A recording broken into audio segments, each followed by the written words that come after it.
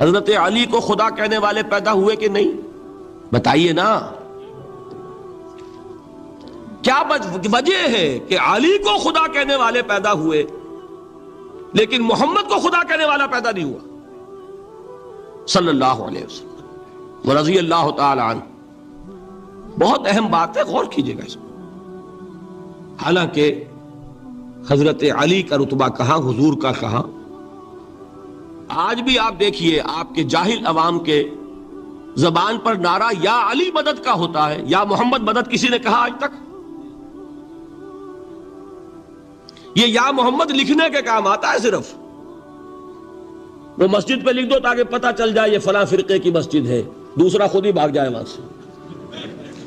یہ صرف اس کام کے لیے ہے۔ باقی جہاں اصل میدان میں بات آتی ہے، کوئی نعرہ لگاتا ہے یا محمد مدد، محمد کا رتبہ اونچا یا علی کا، تو ان سے کیوں نہیں مدد مانگی؟ یہ سوالات آپ کے سامنے رکھ رہا ہوں میں۔ پھر یہ کہ جس طریقے سے کہ غوث اعظم کو پکارا جاتا ہے، کیا محمد کو پکارا جاتا ہے؟ کیا نسبت ہے؟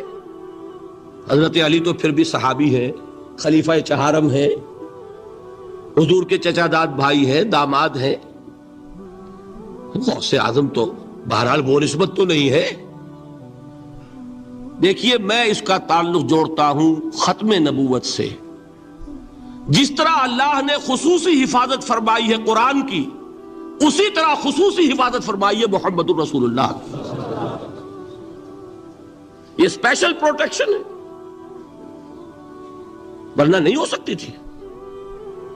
یہ خصوصی تحفظ ہے اللہ کا۔ یہاں بگاڑ پیدا ہو جائے تو صحیح کون کرے گا؟ اب حضرت مسیح کی اصل حقیقت تو حضور نے آگے بتا دی۔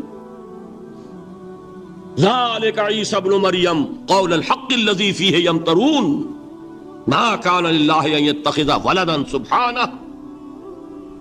یہ حضور نے آ کر حضرت مسیح کی حقیقت بیان کر دی کہ نہیں؟ سورہ مریم کی یہ آیات سنی تھی نجاشی رحمت اللہ علیہ نے جب حضرت جعفر ابن ابی طالب کی زبان سے، تو کیا کہا تھا تنکا اٹھا کر، خدا کی قسم جو ان آیات میں مسیح کا مقام بیان ہوا ہے، مسیح اس سے تنکا بھر بھی زیادہ نہیں ہے۔ لیکن اگر محمد الرسول اللہ کو خدا کا بیٹا بنا دیا گیا ہوتا یا خدا بنا دیا گیا ہوتا تو کون آتا اس کی اصلاح کے لیے؟ جیسے قرآن مجید کا تحفظ ہے، ایسے ہی محمد الرسول اللہ کا تحفظ ہے۔ وہ تحفظ ہوا کیسے ہے؟ جتنا قرآن مجید نے ایمفیسائز کیا حضور کی بشریت کو، قل انما انا بشر مثلکم، اے نبی ان کو بتاتے رہیے، بار بار بتائیے کہ مجھے کچھ اور نہ بنا لینا، میں بھی بشر ہوں، انسان ہوں۔ ہاں مجھ پر وحی ہوتی ہے، تم پر نہیں ہوتی، یہ فرق ہے۔ میں رسول ہوں، تم نہیں ہو۔ یہ بعد میں ذرا اور مسئلہ میں واضح کروں گا، ابھی صرف یہ نوٹ کیجئے کہ یہ تحفظ جو ہے، جیسے قرآن کو تحفظ دیا لیکن اس کے لیے ذرائع بھی ہے نا۔ یہ حفظ قرآن کا سلسلہ جو ہے یہ اس کا ذریعہ بنا، یہ رمضان میں تراویح جو ہے اس کا ذریعہ بنی۔ ہمارے ملکوں کے اندر تو حفاظ کو مسجدیں نہیں ملتی، تلاش کرتے پھرتے ہیں، اور ایک جیسا کہ اینول جشن ہوتا ہے قرآن مجید کا، ہر حافظ اپنا حفظ تازہ کر رہا ہے، حفاظ لگے ہوئے ایک دوسرے کے ساتھ تازہ کرنے میں۔ یہ ذریعہ ہے اللہ تعالیٰ نے کہ جس کے ذریعے سے قرآن کو محفوظ کیا۔ تو حضور کو جو حفاظت دی اس کا ایک طریقہ کیا ہوا؟ قرآن مجید میں حضور کی بشریت کا نمایاں کرنا، اور دوسرا یہ کہ خود حضور نے ایسی باریک بینی سے روکا۔ یہ بھی آپ کو پسند نہیں تھا کہ میں آؤں تو تم کھڑے ہو جاؤ۔ سنا کہ نہیں سنا آپ نے؟ صحابہ کو آپ روکتے تھے۔ ایک صحابی کی زبان سے نکل گیا ما شاء اللہ و ما شئت، جو اللہ چاہے اور جو آپ چاہیں، فوراً ٹوک دیا اجعلتنی للہ ندا، کیا تم نے مجھے خدا کا مد مقابل بنا دیا؟ مشیت صرف اس کی ہے۔ یہ روک ٹوک، یہ وہ چیزیں ہیں کہ جس کی بنا پر اللہ نے تحفظ عطا فرمایا. یہ جو آپ نے فرمایا میری قبر کو اسی جلسے اور جشن کا مرکز نہ بنا لینا، فرمایا کہ نہیں فرمایا؟ اللہ تعالیٰ لعنت فرمائے بنی اسرائیل پر کہ انہوں نے اپنے نبیوں کی قبروں کو وہ میلہ گاہ بنا لیا. یہ ساری وہ ہیں، یہ تحفظات ہیں، یہ بچاؤ ہے. یہ امت کو متنبہ کیا جا رہا ہے کہ محبت اور عقیدت کا غلو جیسے پہلے ہوا، یا اہل الکتاب لا تغلو فی دینکم، اے کتاب والو اپنے دین میں غلو سے کام نہ لو. یہ غلو محبت، غلو عقیدت ہے جس کی بنا پر وہ خدا کے بیٹے بنا دیے گئے. اور اگر وہ ہوتا یہاں اللہ کا نہ معلوم اللہ کے برابر کس طریقے سے حضور کو بنا دیا جاتا، لیکن قرآن نے خود حضور نے اس کی پیش بندی کی، جس کا ظہور ہم دیکھ رہے ہیں کہ اللہ کے فضل و کرم سے یہ امت تا حال بحیثیت مجموعی محفوظ ہے. البتہ دیکھیے شاعروں کی باتیں اور ہوتی ہیں، اور عوام کی اور واعظوں کی اور نعت گوؤں کی باتیں جو ہے وہ اور ہیں. میں جس چیز کی نفی کر رہا ہوں وہ علماء کی بات ہے. شاعروں کا تو قرآن مجید کے اندر خود ہی بھاڑا پھوڑ دیا اللہ نے. وَالشُّعَرَاءُ يَتَّبِعُهُمُ الْغَاوُونَ أَلَمْ تَرَ أَنَّهُمْ فِي كُلِّ وَادٍ يَهِيمُونَ إِنَّهُمْ يَقُولُونَ مَا لَا يَفْعَلُونَ. مبالغہ نہ کریں تو شعر میں رنگ ہی پیدا نہیں ہوتا. پھر شعر کائے کو کہنا ہے نثر کہو بھائی. مبالغے سے اس میں ایک تاثیر پیدا ہوتا ہے.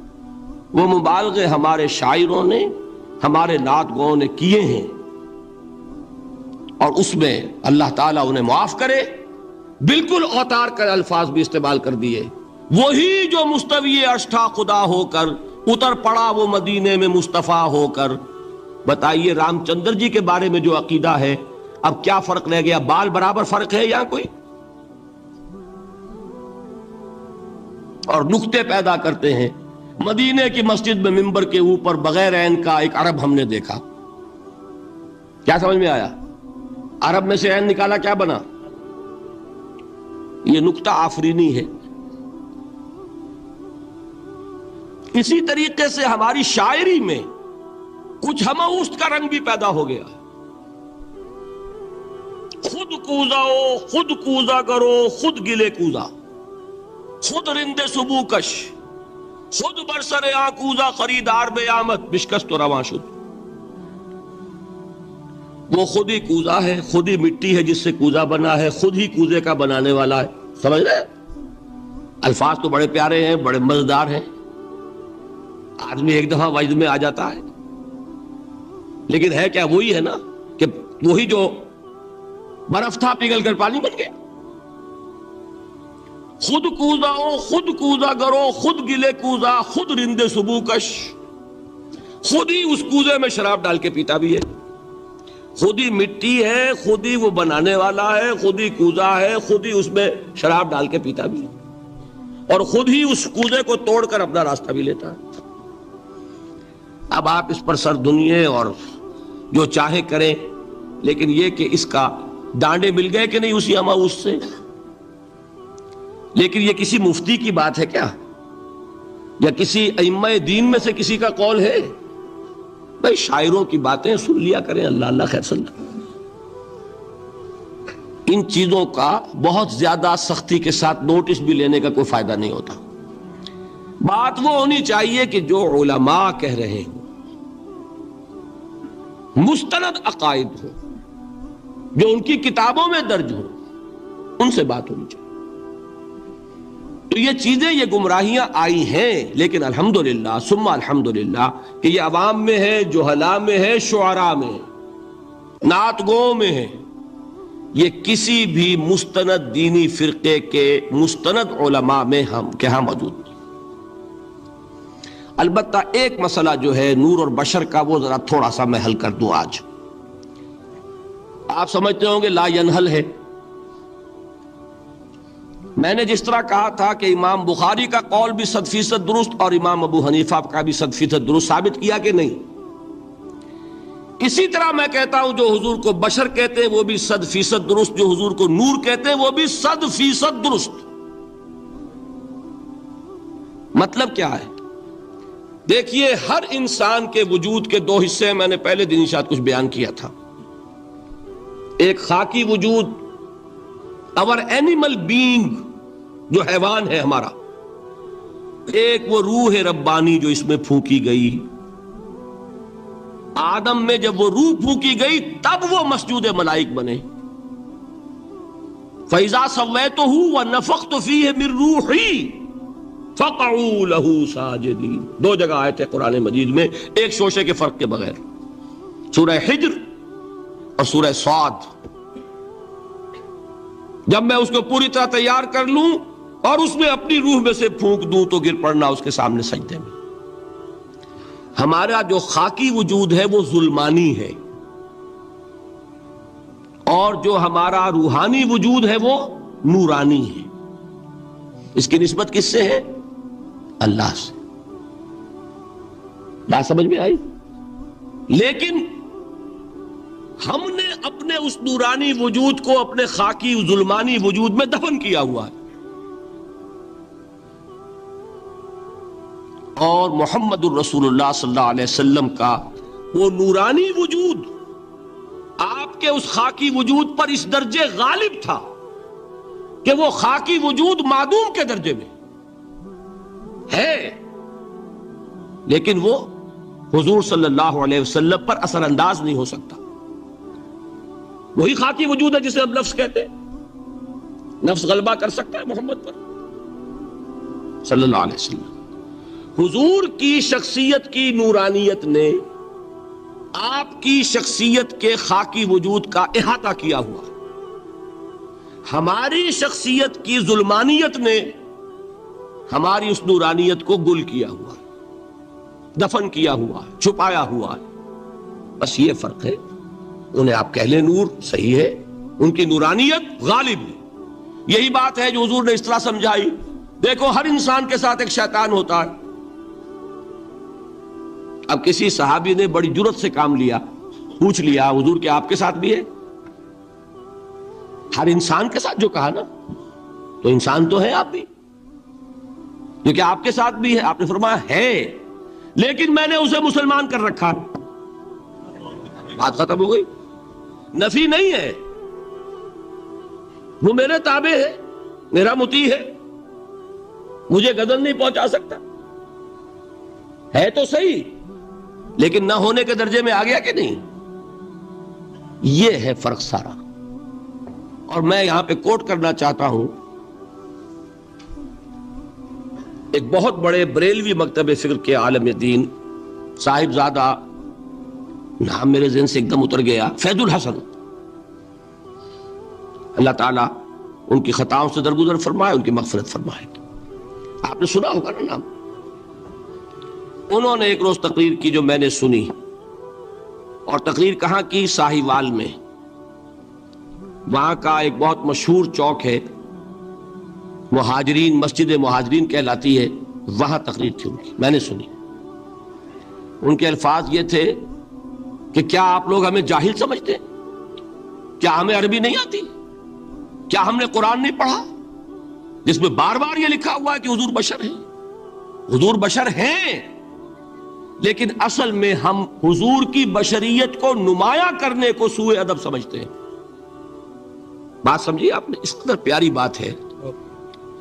انہوں نے کہا کہ آپ کے باپ کا نام کیا ہے؟ عبد الرحمن. آپ عبد الرحمن کہہ کے پکارتے ہیں انہیں؟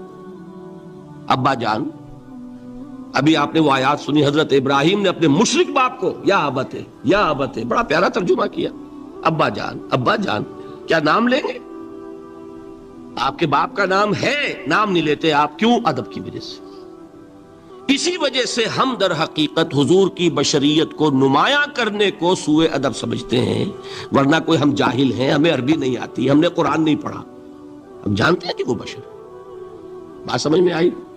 کتنی آسانی سے مسئلہ حل ہوتا ہے، بشرطے کہ نیت حل کرنے کی ہو. آخر آمنہ کے بیٹے ہیں، عبداللہ کے بیٹے ہیں، عبد المطلب کے پوتے ہیں. بچپن آپ پر گزرا ہے، لڑکپن آپ پر گزرا ہے، نوجوانی آپ پر آئی ہے، جوانی آپ پر آئی ہے، شادی آپ نے کی ہے، اولاد آپ کی ہے. کون بے وقوف احمق ہوگا کہ جو آپ کی بشریت کا انکار کرے گا؟ لیکن یہ کہ جس طریقے سے اس کو بیان کیا جاتا ہے وہ ایک مسئلہ بن گیا اختلافی، وہ رد و قضا اور کھینچ تان. اور اس میں بھی سمجھ لیجئے مثلکم پر جو ایمفیسس بعض حضرات دے دیتے ہیں اپنے توحیدی، جو ان کے اندر ایک مزاج ہے، اللہ تعالیٰ ان کے مزاج کو اور پختہ کرے، لیکن اس میں بھی مبالغہ کیا جاتا ہے. ایک حدیث مجھ سے سنیے جس میں حضور نے مثل کا انکار کیا. مثلکم کا مطلب اگر کسی نے یہ سمجھا کہ بالکل ہم جیسے ہیں تو بہت بڑی مغالطے میں. حضور صوم وصال سے منع فرماتے تھے، خود رکھتے تھے. صوم وصال کیا ہے؟ آج روزہ رکھا، شام کو افطار نہیں کیا، وہی روزہ رات بھر چل رہا ہے، اگلے دن بھی چل رہا ہے، شام تک کو جا کے پھر کھولا تو 2 دن کا صوم وصال ہو گیا. اگلے دن بھی نہیں کھولا، چلا تو 72 گھنٹے کا صوم وصال ہو گیا. یہ کیا ہے؟ صوم وصال. خود رکھتے تھے اور صحابہ کو روکا. صحابہ میں سے کسی نے ہمت کر لی، حضور آپ خود رکھتے ہمیں روکتے. فرماتے ہیں ایکم مثلی، تم میں سے کون مجھ جیسا ہے؟ ابھی تو عند ربی، میں تو اپنے رب کے پاس رات گزارتا ہوں. هو یطعمنی ویسقین، وہ مجھے کھلاتا ہے پلاتا ہے. بتائیے کون ہے جو اس کا دعویٰ کرے گا؟ حضور کے خصائص ہیں. حضور خود فرماتے ہیں تم صرف سامنے سے دیکھتے ہو، میں پیچھے سے بھی دیکھتا ہوں. کہاں ہوا وہ مثلیت؟ اگر آپ نے بالکل اپنے جیسا سمجھ لیا تو بڑے مغالطے میں ہیں. نبی کا مقام ہے، نبی کا رتبہ ہے، نبی کے خصائص ہیں. آپ سو گئے تو آپ کی نیند، آپ کی وضو ٹوٹ گئی اور نبی سو گیا تو کہاں گئی مثلیت؟ پھر مثل اس معنی میں کہ بشر ہیں، نسل آدم سے ہیں، اس میں کوئی شک نہیں. اس معنی میں مثل ٹھیک ہے، قل انما انا بشر مثلکم. لیکن ہر اعتبار سے تو نہیں. سب سے بڑا فرق یہی ہے کہ وہی آ رہی ہے، معراج پہ تشریف لے گئے ہیں، اس دنیا میں بیٹھے ہوئے بھی جنت کا مشاہدہ فرما لیتے ہیں، کرا دیا جاتا ہے. دوزخ کا مشاہدہ کرایا جاتا ہے، فرشتے کو دیکھ رہے ہیں. یہ چیزیں ہیں. اور پھر خصائص جیسا کہ میں نے عرض کیا کہ آپ پیچھے سے بھی دیکھتے ہیں. آپ کا معاملہ یہ ہے کہ آپ اگر سو جائیں تو آپ کا وضو نہیں ختم ہوگا.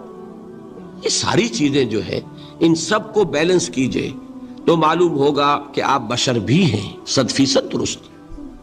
لیکن آپ کی وہ نورانیت، آپ سراج منیر، ہدایت کا روشن چراغ، آپ کی جو روح انور ہے وہ آپ کے اس جسدی وجود پر اس طریقے سے حاوی ہے کہ گویا کہ اس نے اس کی ظلمانیت کو ختم کر کے رکھ دیا.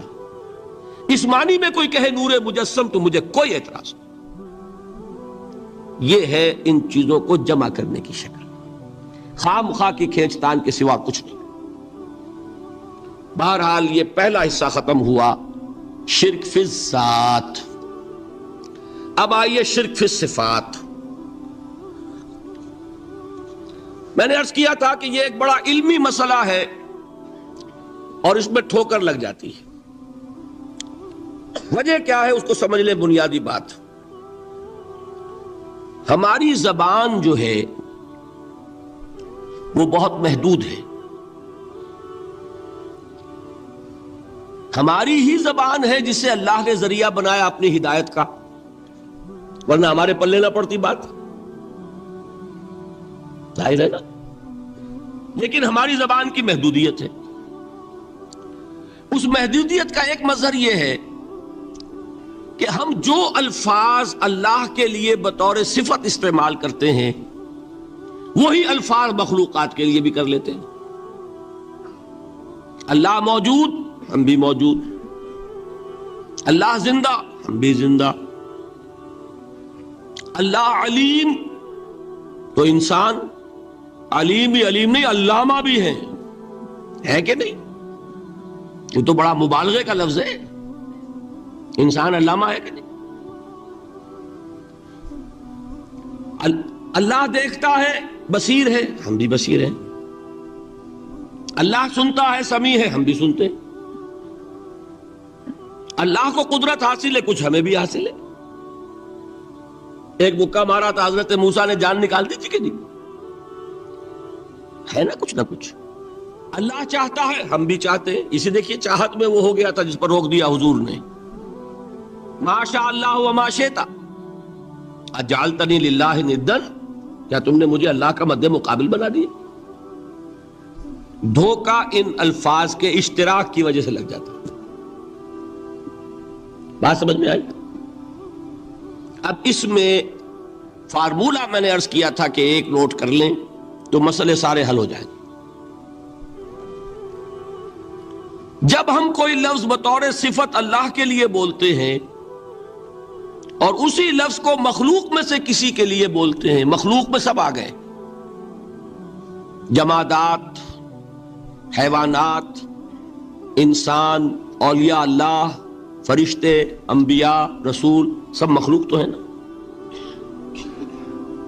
تو کل مخلوقات کو جب ہم ایک لفظ بطور صفت استعمال کریں گے اللہ کے لیے اور اسی لفظ کو استعمال کریں گے بندوں کے لیے، تو ان میں 3 فرق ہیں جو ذہن میں رہنے چاہیے.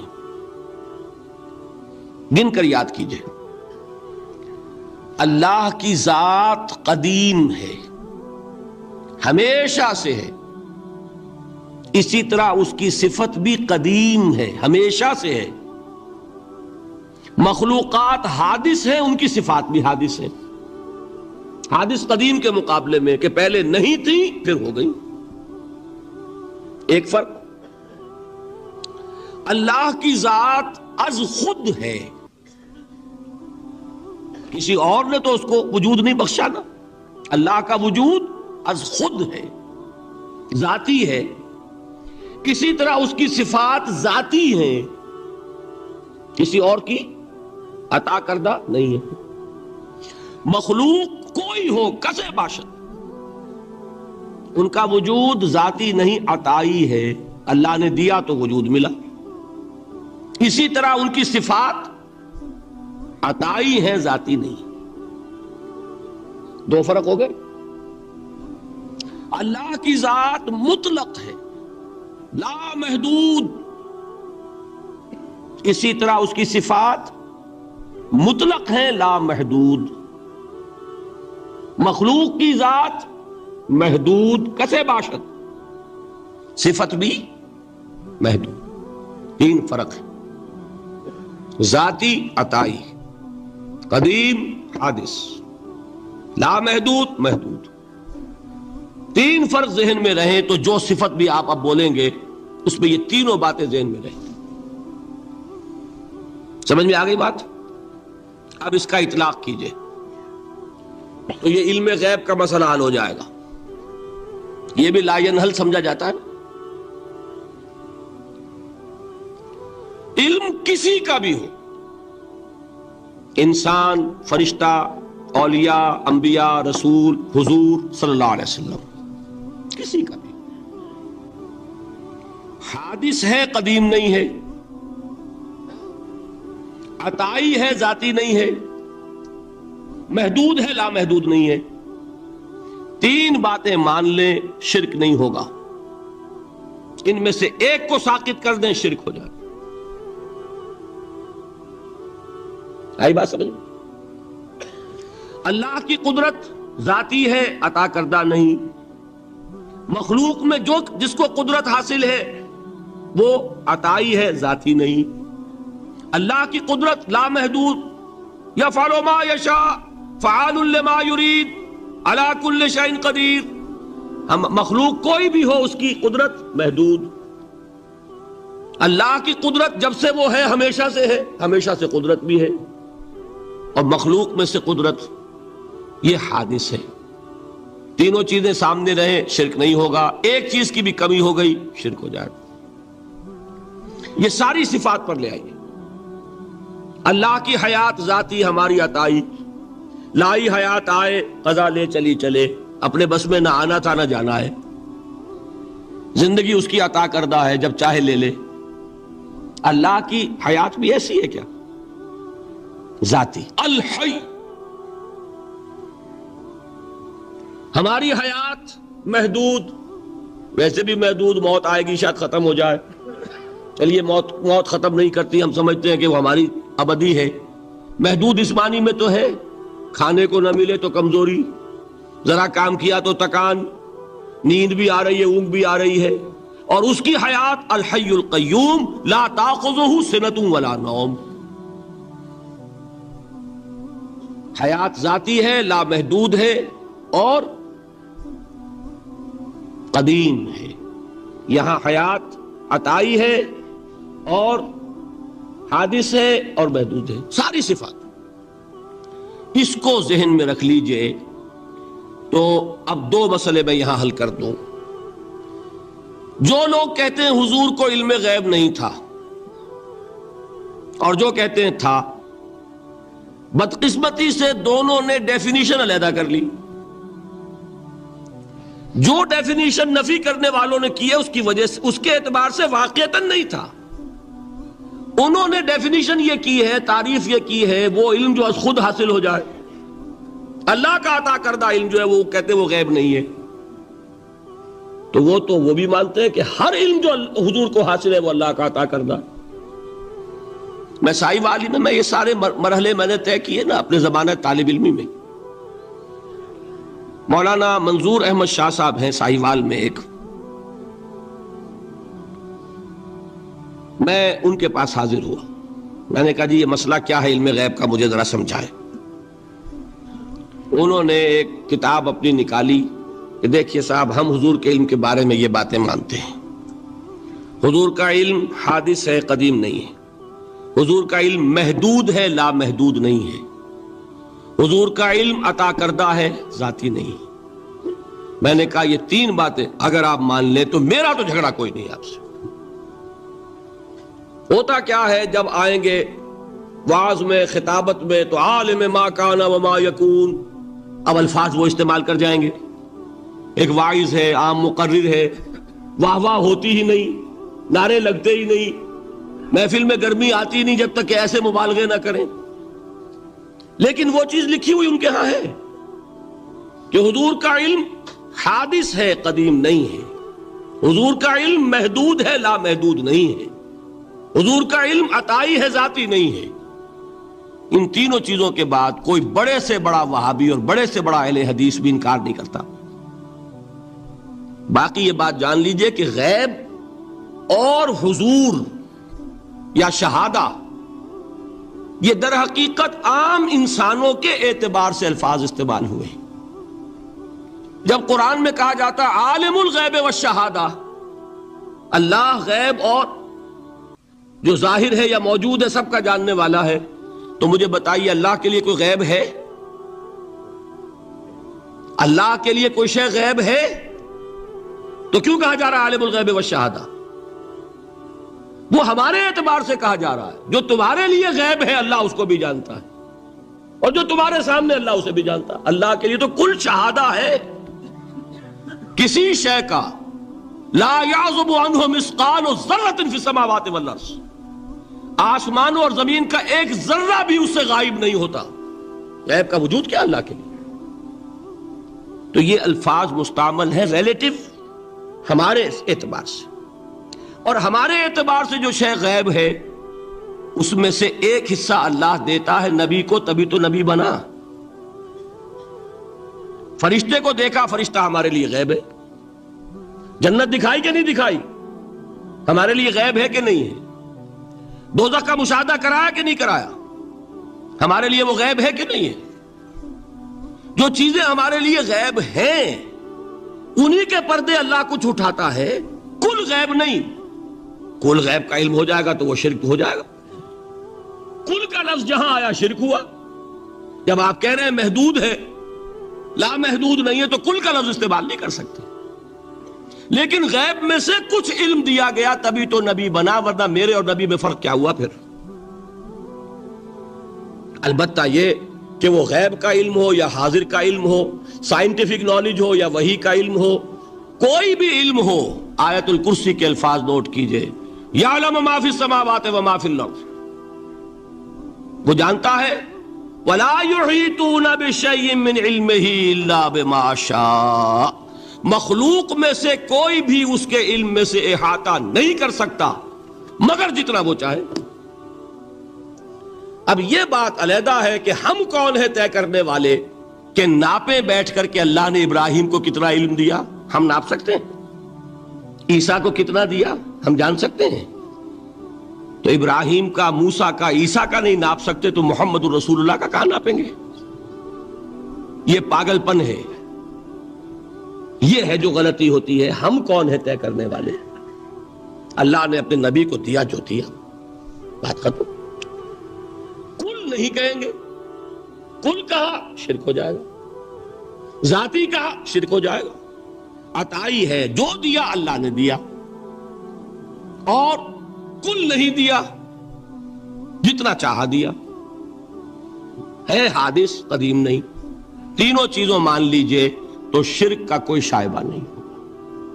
باقی جہاں ایک طرف قرآن میں وہ آیات ہیں کہ اللہ کے غیب کو کوئی نہیں جانتا، ٹھیک، وہاں یہ بھی ہے کہ لا یظہر غیبہ، لا یظہر علی غیبہ الا من ارتضی بالرسول، وہ اپنے غیب پر قابو نہیں دیتا مگر اپنے رسول میں سے جس کو چاہے۔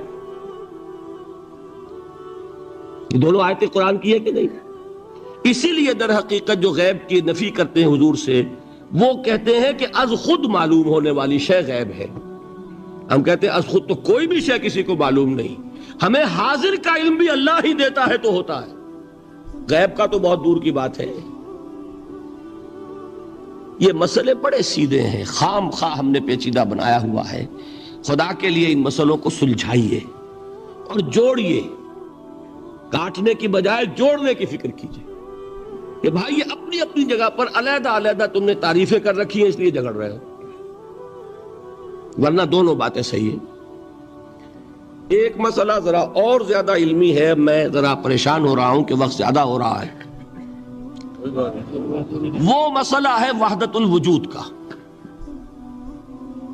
ہمارے بہت سے صوفیہ وحدت الوجود کے قائل ہیں، اور ہمارے کچھ لوگ جو معترض ہیں وہ وحدت الوجود اور ہمہ اوست کو کنفیوز کر دیتے ہیں، ایک سمجھ لیتے ہیں۔ ہمہ اوست میں بیان کر چکا ہوں کہ بدترین شرک ہے، وحدت الوجود اور شے ہے، باریک بات ہے، سمجھ میں نہیں آتی عام لوگوں کے، سادہ ترین الفاظ میں آپ کو سمجھاتا ہوں۔ ایک نظریہ یہ ہے کہ اللہ ہی نے یہ روپ دھار لیا، یہ ساری چیزیں بالفعل موجود ہیں، یہ بھی ہے، یہ بھی ہے، یہ بھی ہے، اور یہ سب اللہ ہی ہے۔ یہ بدترین شرک ہے، شرک فی الذات۔ ایک لوگوں کی رائے یہ ہے کہ یہ کچھ ہے ہی نہیں، یہ سراب ہے۔ سراب میں کیا ہوتا ہے؟ آپ کو پانی نظر آتا ہے نا؟ ہوتا ہے پانی؟ نہیں۔ ہر چند کہے کہ ہے، نہیں ہے، ہے ہی نہیں، بس اللہ ہی ہے، یہ ہے ہی نہیں۔ دیکھیے ایک شعر ہے، کل ما فی الکون وہم او خیال اور عکوس فی المرایا او ظلال۔ اس کائنات میں جو کچھ ہے یا تو وہم ہے، یا خیال ہے، یا جیسے شیشے میں عکس ہوتا ہے، آپ ادھر کھڑے آئینے کے نظر آ رہے ہیں، ادھر بھی ہے، ادھر کوئی نہیں، یا جیسے سایہ ہوتا ہے، سایہ، درخت کا سایہ زمین پر پڑ رہا ہے، اس کا کوئی وجود ہے؟ تو ایک رائے یہ، آپ اس سے اختلاف کریں، اسے پاگل پن کہہ دیں، کیا بیوقوفی کی بات کر رہے ہیں؟ جو چاہے آپ کہہ دیں، شرک نہ کہیے۔ وہ کہتے ہیں موجود صرف ایک ذات اللہ کی ہے، حقیقتاً موجود، یہ جو کچھ نظر آ رہا ہے یہ موجود ہی نہیں ہے، اس کو شرک نہیں کہیں گے۔ اس سے اختلاف کریں، کوئی ضروری نہیں ہے کہ آپ مانیں ان کی بات، میں یہ نہیں کہہ رہا کہ آپ ضرور مانیں۔ شیخ احمد سرہندی رحمت اللہ علیہ نے اسے سمجھایا ہے اس کائنات کی حقیقت کیا ہے، ایک مثال سے۔ ان کے نظریے کو وحدت الشہود کہتے ہیں نا، وحدت الشہود، وحدت الوجود۔ شاہ ولی اللہ دہلوی نے فیصلہ کیا ہے کہ دونوں میں باریک سا فرق ہے، کوئی فرق نہیں ہے، تعبیر کا فرق ہے۔ وہ مثال دیتے ہیں کہ دیکھیے ایک مشعل لیجئے، مشعل کیا ہوتی ہے؟ ایک لکڑی ہے، اس کے ایک سرے کے اوپر آپ نے کپڑا وغیرہ باندھ کے تیل ڈال کے آگ لگا دی، شعلہ جوالا ہے، ایک شعلہ، ٹھیک؟ وہ فرماتے ہیں کہ اس کو تیزی کے ساتھ ایک دائرے میں حرکت دیجئے، آپ کو آگ کا دائرہ نظر آئے گا؟ دیکھنے والے کو نظر آئے گا کہ نہیں؟ کیا دائرہ فی الواقع موجود ہے؟ بات ثابت ہو گئی کہ نہیں ہے، نظر آ رہا ہے۔ یہ فرماتے ہیں حضرت مجدد ای الصنعت باری تعالی است کہ معدوم را موجود می نمائند، یہ اللہ تعالیٰ کی صنائی ہے، خلاقی ہے کہ جو شے ہے نہیں اس کو دکھا دیتے ہیں کہ ہے۔ جیسے آپ نے آج دائرہ دکھا دیا ہے نہیں، اس کائنات کا کوئی وجود نہیں۔ میں پھر عرض کروں گا آپ اس سے اختلاف کریں، اسے نہ مانیں، چھوڑ دیں اس کو، یہ مسئلے ہیں فلسفے کے، لیکن سوال یہ ہے کہ اس کو شرک نہیں کہیں گے آپ۔ شرک وہ ہے جب کہیں یہ بھی شے ہے اور خدا ہے، یہ بھی ہے اور خدا ہے، پتھر بھی ہے اور خدا ہے۔ جب یہ کہا جائے گا یہ ہے ہی نہیں، صرف خدا ہے، تو در حقیقت اس کو شرک نہیں کہیں گے، یہ وحدت الوجود ہے، یونٹی آف بینگ۔ اب اس کو میں ایک اور اعتبار سے سمجھا دوں گا تو مجھے امید ہے اللہ تعالیٰ اس کو آپ پر کھول دے گا۔ دیکھیے، ایک ہمارا علم، ایک اللہ کا علم، ٹھیک؟ جب تقابل کریں گے تو کیا کہیں گے؟ اللہ کے علم کے مقابلے میں ہمارا علم ہے ہی نہیں، ٹھیک؟ اللہ کی قدرت کے مقابلے میں ہماری قدرت زیرو، اللہ کی مشیت کے مقابلے میں ہماری مشیت کچھ نہیں۔ وما تشاؤون الا ان یشاء اللہ، تم چاہ بھی نہیں سکتے جب تک کہ اللہ نہ چاہے۔ تو کیا ہوئی؟ خاک ہوئی۔ یہی آتے ہیں نا جو حدیث جس میں کہ دعا استخارہ حضور نے تلقین فرمائی، اور صحابہ فرماتے ہیں کہ حضور نے ہمیں اس طرح سکھائی یہ دعا استخارہ جیسے قرآن سکھایا۔ اس میں الفاظ کیا ہیں؟ فَإِنَّكَ تَعْلَمُ وَلَا أَعْلَمُ وَتَقْدِرُ وَلَا أَقْدِرُ، اے اللہ تجھے قدرت حاصل ہے، مجھے کوئی قدرت حاصل نہیں۔ اگر ظاہری الفاظ پر جائیں گے تو یہ تو خلاف واقعہ بات ہے۔ کیا حضور کو کوئی علم حاصل نہیں تھا؟ یا تو حضور فرما رہے فَإِنَّكَ تَعْلَمُ وَلَا أَعْلَمُ، یا چلیے اگر کوئی اور عام انسان کہتا ہے میں نہیں جانتا، تو کیا کوئی علم حاصل نہیں اسے؟ کچھ نہ کچھ علم تو ہے نا۔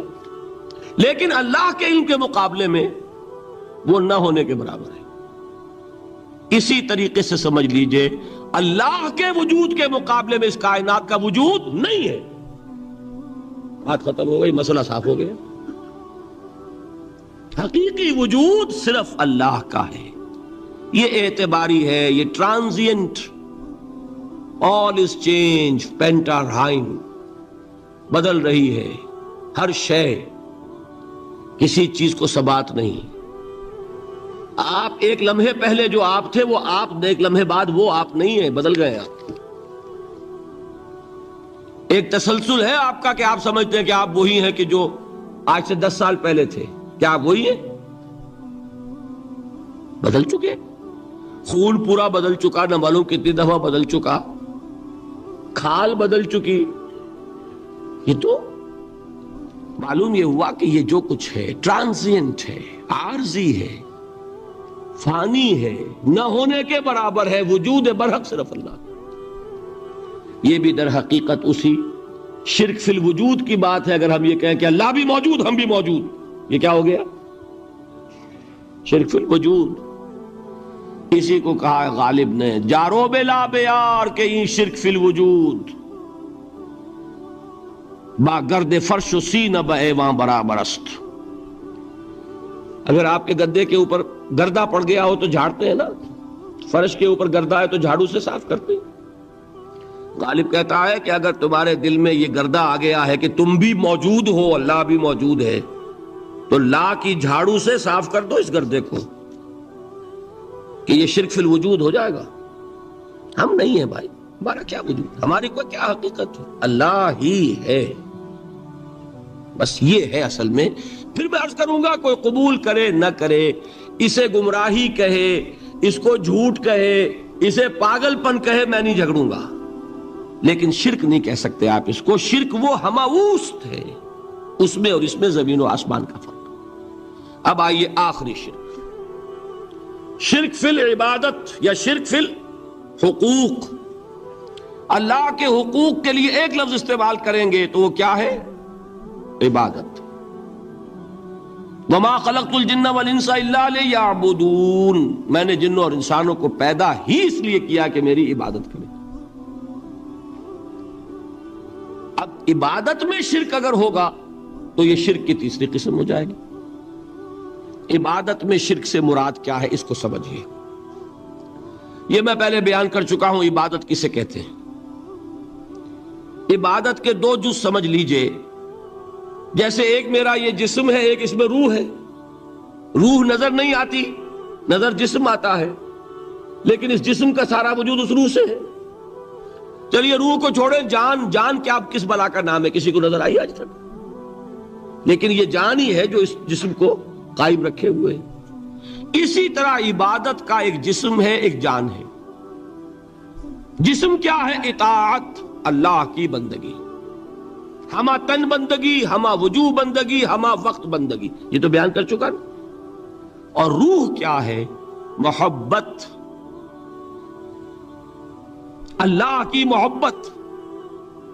اطاعت جبر سے کی جاتی ہے تو وہ عبادت نہیں کہلاتی۔ انگریز کی اطاعت ہم کرتے تھے نا، لیکن کیا عبادت کرتے تھے؟ بات سمجھ میں آئی؟ اطاعت تو کر رہے تھے، عبادت نہیں۔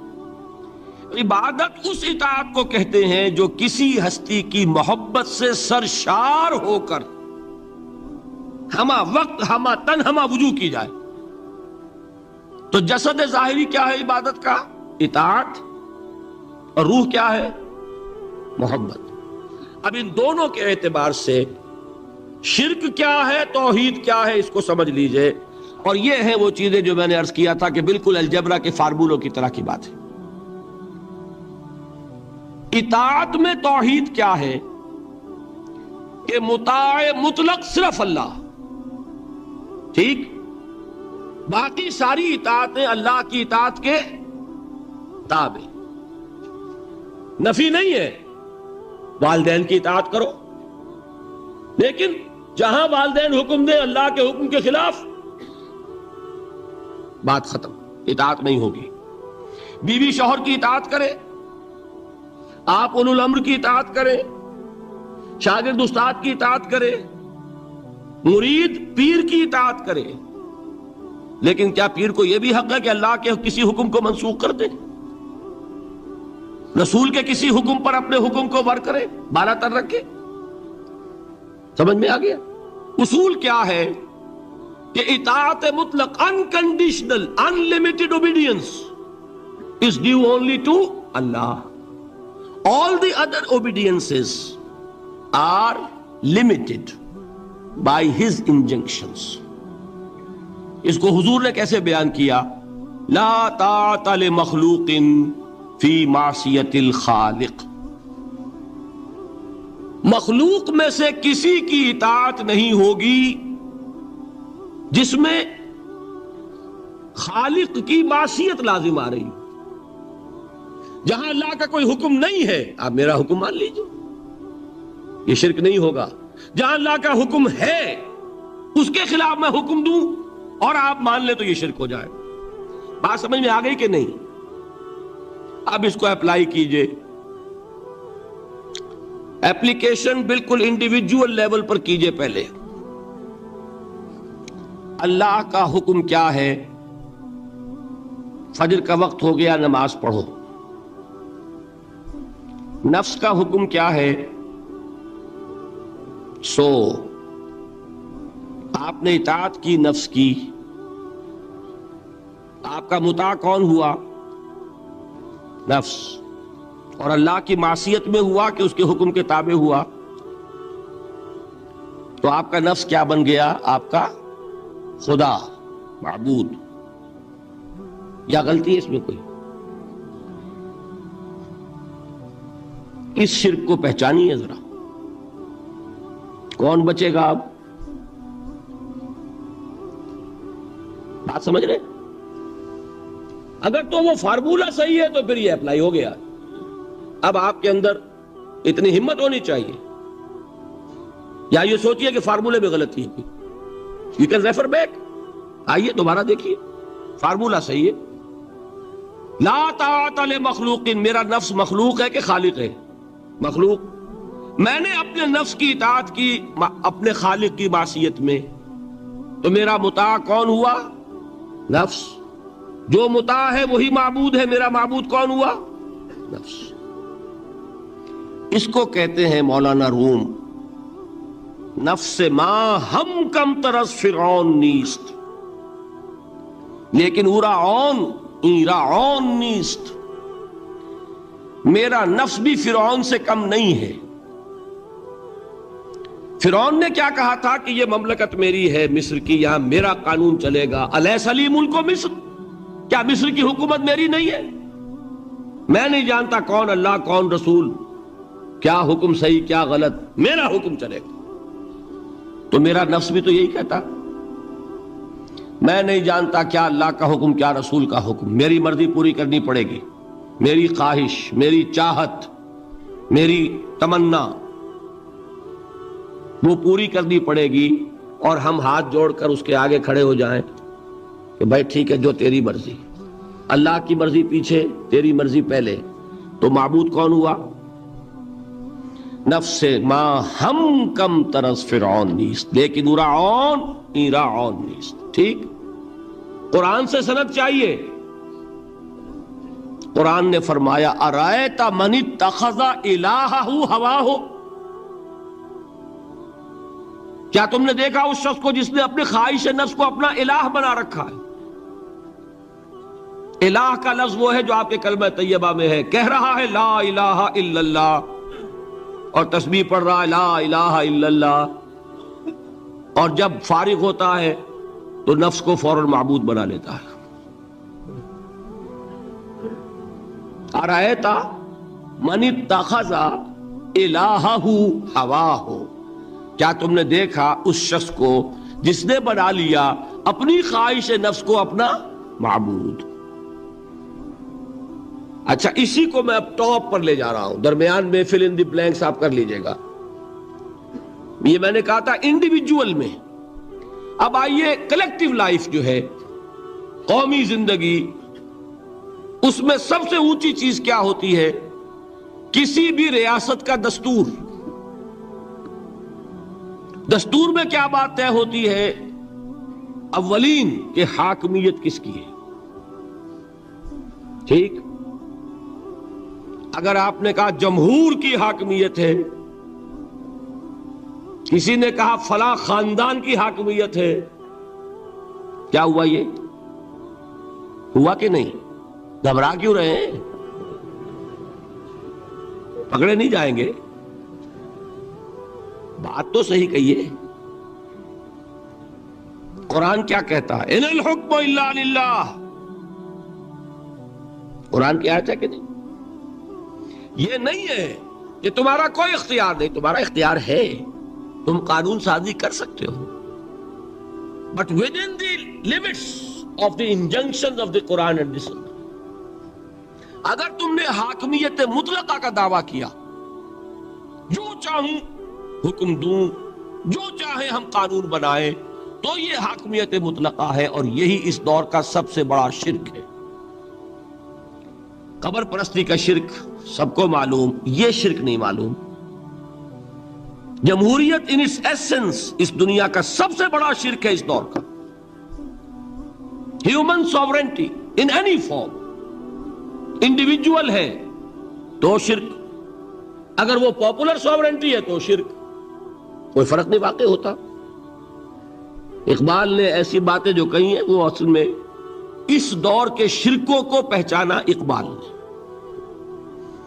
اس لیے کہ اس دور کے فلسفوں کو علماء نے پڑھا نہیں، وہ سطحی طور پر جو الفاظ ہیں ان سے کچھ بات سمجھ لیتے ہیں، گہرائی میں اتر کر فلسفہ کیا ہے، حاکمیت کسے کہتے ہیں، جمہوریت کسے کہتے ہیں؟ جمہوریت is popular sovereignty, know limits. جو بھی لیجسلیٹو اتھارٹی ہے، عوام کے نمائندے جو قانون چاہے بنائیں، وہ ہم جنسی کو جائز کرنا چاہے اختیار ہے، دو مردوں کو میاں بیوی کی حیثیت سے لائسنس دے رہنے کے لیے، لیگل لائسنس جائز ہے، قانون ان کا مرضی ہے جو چاہے بنائے۔ They don't accept any limitation. to their legislative authority. We are sovereign. کیا مطلب؟ ہم جو چاہے قانون بنائیں. یہی تو شرک ہے. کیا کہا اقبال نے؟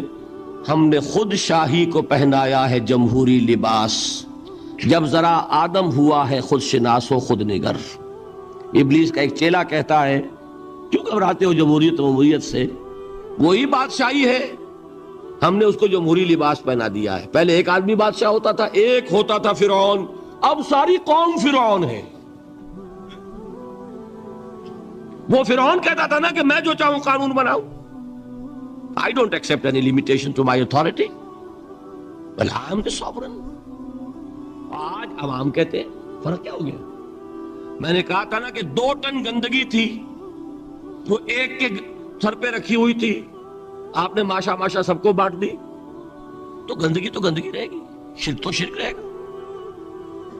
کوئی فرق نہیں نوعیت کے اعتبار سے. ہاں بادشاہت بھی ہو سکتی ہے جائز، اگر بادشاہ خود اللہ کا بندہ ہے، اللہ کے احکام کا پابند ہے اور اللہ کے احکام کو نافذ کر رہا ہو. داؤد بادشاہ تھے کہ نہیں؟ سلیمان بادشاہ تھے کہ نہیں؟ جمہوریت بھی ہو سکتی ہے جائز، بشرطے کہ جمہور یہ تسلیم کر لیں کانسٹیٹیوشن میں کہ ہمارا اختیار محدود ہے اللہ اور اس کے رسول کے احکام سے. اب وہ اسلامی جمہوریت ہو جائے گی. اسلامی بادشاہت تھی داؤد کی اور سلیمان کی. اسلامی جمہوریت اللہ کرے کہ واقعتاً حقیقتاً کسی ملک میں قائم ہو جائے، آج تک تو ہے نہیں، لیکن یہ کہ ہو جائے تو وہ اس دور کا تقاضا ہے. لیکن یہ کہ اگر ہے وہ بات کہ حاکمیت مطلقہ ہے عوام کی، تو گویا کہ عوام نے خدائی کا دعویٰ کیا. سروری زیبا فقط اس ذات بے ہمتا کو ہے، حکمراں ہے ایک وہی باقی بتان آزری. جو کوئی بھی حاکمیت کا مدعی ہے وہ آزر کا تراشا ہوا ایک بت ہے، وہ فرد ہو یا عوام ہو، قوم ہو. ہاں اللہ کو حاکم مطلق مان کر اس کے احکام کے اندر اندر باہمی مشورے سے ایک نظام چلانا، یہ ہوگا صحیح اسلامی نظام. سمجھ میں آئی بات؟ اب آئیے دوسری چیز، محبت میں توحید کیا ہے؟ توحید فی المحبہ. یہاں بھی محبت کی نفی نہیں ہے. شوہر بیوی سے محبت کرے، بیوی شوہر سے محبت کرے، والدین اولاد سے کریں، اولاد والدین سے کرے، لیکن اللہ کی محبت سب سے بالا تر. یہ ہے توحید. کوئی ایک محبت بھی اللہ کی محبت کے برابر ہو گئی تو شرک، اور کوئی محبت اللہ کی محبت سے اونچی ہو گئی تو اب شرک سے اوپر کوئی لفظ ہمارے پاس ہے نہیں. میں نے کہا تھا نا کہ یہ تو ہماری زبان کی محدودیت ہے، ورنہ تو وہ شرک سے اوپر کا کوئی لفظ ہونا چاہیے نا. برابر ہو گئی تو شرک ہے. ہاں ساری محبت اللہ کی محبت کے تابع. توحید کیا ہے؟ والذین آمنوا اشد حبا للہ. اشد، اہل ایمان وہ ہیں جو اللہ کی محبت میں سب سے شدید ہے. یہ نہیں وطن سے محبت کرو کوئی حرج نہیں، گھر سے محبت کرو کوئی حرج نہیں، بیٹے سے کرو، اولاد سے کرو، مال سے کرو، کوئی حرج نہیں، لیکن مال کی محبت اللہ کی محبت کے برابر نہ ہو جائے.